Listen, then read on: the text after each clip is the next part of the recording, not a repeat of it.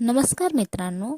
तर आज आपण अशा सवयींबद्दल जाणून घेणार आहोत जे काही लोकांना वाटतं का त्यांच्या आयुष्यात जे पण दुःख आहे, चिंता आहे, त्यांना जबाबदार तेच आहे. तर जे आपल्या आयुष्यात ज्या आता परिस्थिती आहे, जे चिंता आहे, दुःख आहे, ते आपण स्वतःच ठरवत असतो आणि आपण स्वतःच निर्माण करत असतो. तर आज आपण अशाच एका बुकबद्दल जाणून घेणार आहोत ज्याचं नाव आहे 7 habit of highly effective people, जे स्टीफन कोवे यांनी लिहिलेलं आहे. तर नमस्कार मित्रांनो, here to Marathi audio book with वीणामध्ये तुमचं मनापासून स्वागत आहे. आणि आज आपण ह्या ऑडिओबुक समरीला सुरुवात करूया आता.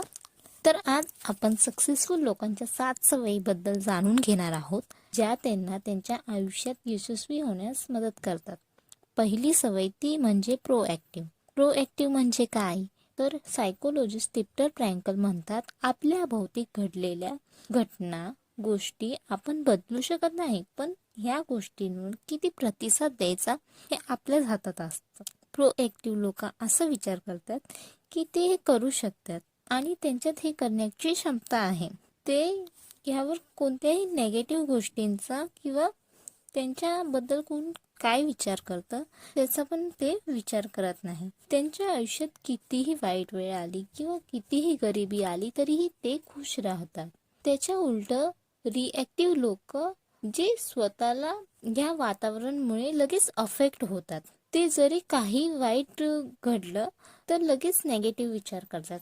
जसं की त्यांचं शिक्षण कंप्लीट नाही झालं तर ते घरच्यांना दोष देतात किंवा घरात शांती नव्हती हे सगळे कारण देतात, किंवा ऑफिसला जातात तर तिथला बॉस चांगला नाही, स्टाफ चांगला नाही, हे सगळं कारण देत असतात. ते नेहमी नेगेटिव्ह विचार करत असतात. ह्या उलट जे प्रोॲक्टिव्ह लोक आहे त्यांना ह्या गोष्टींचा काहीच फरक पडत नाही. ते फक्त कामावर फोकस करतात. स्टीफन कोवे म्हणतात, एका रिॲक्टिव्ह माणसाची मनस्थिती अशी असते की ज्याचा रिमोट कंट्रोल जगाच्या हातात असतो. ते पाहिजे तेव्हा चेंज करू शकतात, बदलू शकतात. पण प्रोॲक्टिव्ह व्यक्तीला कोण त्यांच्याबद्दल काही बोलतं किंवा काय विचार करतो याची काही फरक पडत नाही. दुसरी सवय म्हणजे begin with the end in mind. बिंग with the end in mind ह्याचा अर्थ असा आहे की आपल्यासाठी सर्वात व्हॅल्युएबल काय आहे, की कोणती लोक आहे, की कोणती गोष्ट आहे, हे ते पहिलंच बघून घेतात आणि पहिलंच त्याचं प्लॅनिंग करतात आणि ते लोक त्याच्यावरच फोकस करत असतात. तुम्ही ऐकलं असेल की कोणती पण गोष्ट 2 वेळा निर्माण होते, एक म्हणजे मेंटली आणि दुसरी म्हणजे फिजिकली. सर्वात पहिले कोणतीही गोष्ट आपल्या माइंडमध्ये येते आणि नंतर ती फिजिकली क्रिएट होते. आपल्या अवतीभोवती अशा अनेक गोष्टी आहेत ज्याला आधी विचार केला आणि नंतर ते अस्तित्वात आल्या.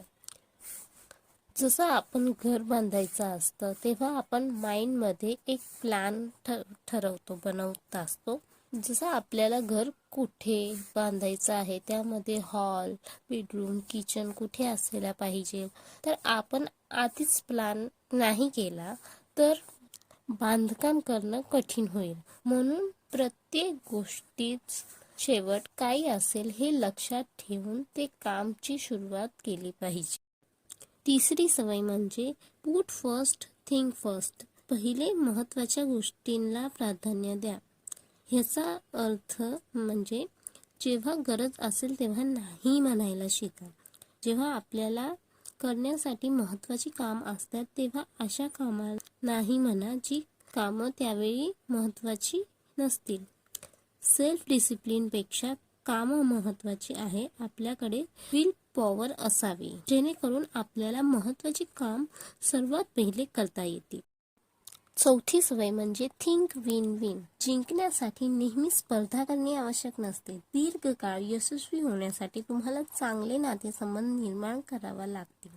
तुम्हाला आयुष्यात जिंकायचे असेल तर सर्वांना सोबत घेऊन जिंका. इतरांच्या विजयाचा विचार केल्याने आपल्या चांगल्या सवयी निर्माण होऊ शकतात. एखाद्याशी वाद झाले तर आपण ते बसून सॉल्व्ह करावे जेणेकरून दोघांनाही फायदा होईल.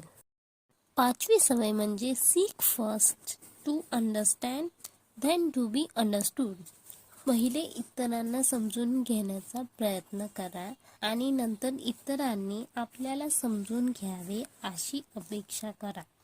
लहान असताना आपण लिहिणे, वाचणे आणि बोलणे हे शिकण्यासाठी अनेक वर्ष घालवतो, पण समोरच्यांचे मत कसं ऐकावे यासाठी कोणीही प्रशिक्षण देत नाही. तुम्हाला आठवतंय का, तुमच्या मित्रांनी तुम्हाला एखादा प्रॉब्लेम शेअर केला तेव्हा तुम्ही त्याचं पूर्ण ऐकून घेतले होते का? बऱ्याचदा असं होतं, आपण समोरच्यांचे पूर्ण न ऐकता त्याला लगेच सल्ला द्यायला लागतो. जेव्हा आपण समोरच्या व्यक्तीला समजून घ्यायचा प्रयत्न करतो तेव्हा आपण त्याला अजून चांगल्या पद्धतीने सल्ला देऊ शकतो. त्यामुळे हे नेहमी लक्षात ठेवा की समोरच्या व्यक्तीची पूर्णपणे ऐकायला शिका आणि नंतरच सल्ला द्यायला शिका. 6वी सवय म्हणजे सिनर्जाइज, म्हणजे एकत्र येऊन काम करणे, कोलॅबोरेशन. जेव्हा तुम्ही एकत्र येऊन काम करता तेव्हा एका माणसाचं टॅलेंट तुम्ही खूप जास्त काही साध्य करू शकता. यात आपण एकमेकांना सहकार्य केलं पाहिजे. सहकार्य म्हणजे आपले मतभेद स्वीकारणे, आपण बरोबर आहोत आणि दुसरी व्यक्ती चुकीची आहे हे सिद्ध करण्याच्या ऐवजी त्याचा दृष्टिकोन समजून घ्यायचा प्रयत्न करा. वाद घालण्याऐवजी बरेच पर्याय आहे. जेव्हा आपण इतरांना समजून घेतो तेव्हा आपण त्यांच्या बरोबर काम करू शकतो आणि त्यांना बऱ्याच नवीन गोष्टी शिकू शकतो आणि स्वतः पण शिकू शकतो. 7वी सवय म्हणजे शार्पन द शो. सक्सेसफुल लोक ह्या सवयीला खूप महत्त्व देतात.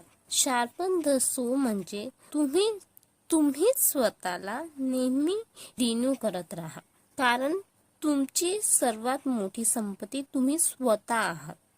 याचे 4 पॅरामीटर म्हणजे शारीरिक, मानसिक, मॅच्युअली आणि सामाजिक दृष्टी स्वतःला इम्प्रूव्ह करावा लागतं.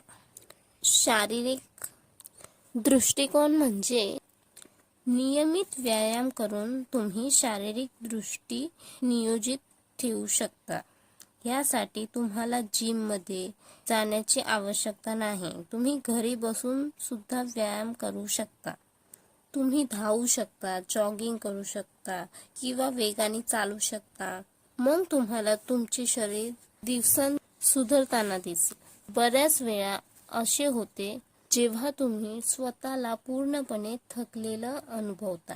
दिवसाच्या धावपळीमुळे आपण सतत थकून जातो, म्हणून स्वतःला मेंटली स्ट्रॉंग ठेवायला पाहिजे आणि तुम्ही त्याच्यासाठी प्रार्थना, संगीत, पुस्तके वाचा, नवीन स्किल शिका, निसर्गाच्या सानिध्यात जा.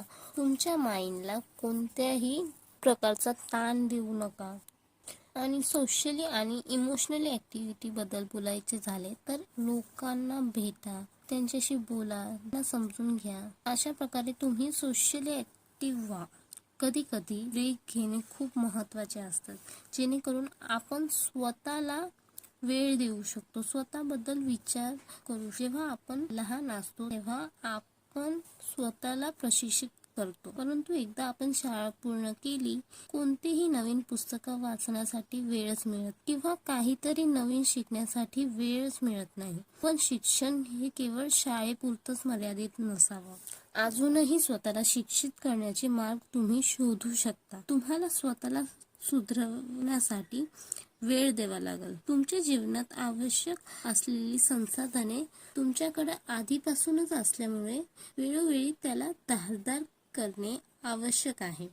आणि तुमची संपूर्ण संपत्ती तुमचे शरीर, मन आणि आत्मा आहे. त्यांना कालपेक्षा चांगले बनवायचे नेहमी प्रयत्न करत राहा.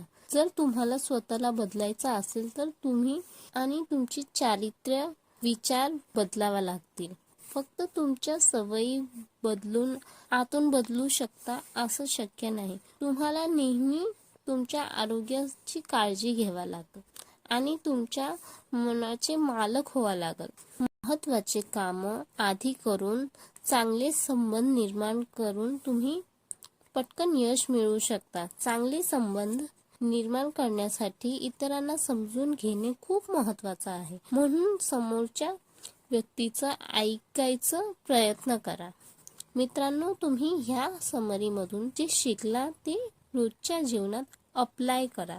जेव्हा आपण एखाद्या वाईट परिस्थितीमध्ये असतो तेव्हा प्रोएक्टिव्ह व्हायचा प्रयत्न करा. जेव्हा आपला कोणाशी वाद होईल तेव्हा विन विन सिच्युएशन निवडा आणि जेव्हा पुन्हा पुन्हा ती गोष्ट कराल तेव्हा त्याची सवय तुम्हाला लागून जाईल. ऑरिस्टोने म्हणल्याप्रमाणे आपण वारंवार जे करतो तसेच आपण म्हणतो. म्हणून एक्सिलन्स द ऍक्ट मधून नाहीतर सवयीमधून येते. त्यासाठीच आपल्या सवयीबद्दल म्हणजे आपल्या आयुष्य आपल्या हातातच आहे. जर तुम्ही त्याला सुधरवायचा प्रयत्न करत असाल तर तुम्हालाच मेहनत घ्यावी लागेल. जर तुम्हाला ही ऑडिओ बुक आवडली असेल तर तुम्ही नक्की अप्लाय करा तुमच्या आयुष्यात आणि व्हिडिओ कसा वाटला तर नक्की सांगा आणि तुमच्या मित्रांना शेअर करा, सबस्क्राईब करा आणि लाईक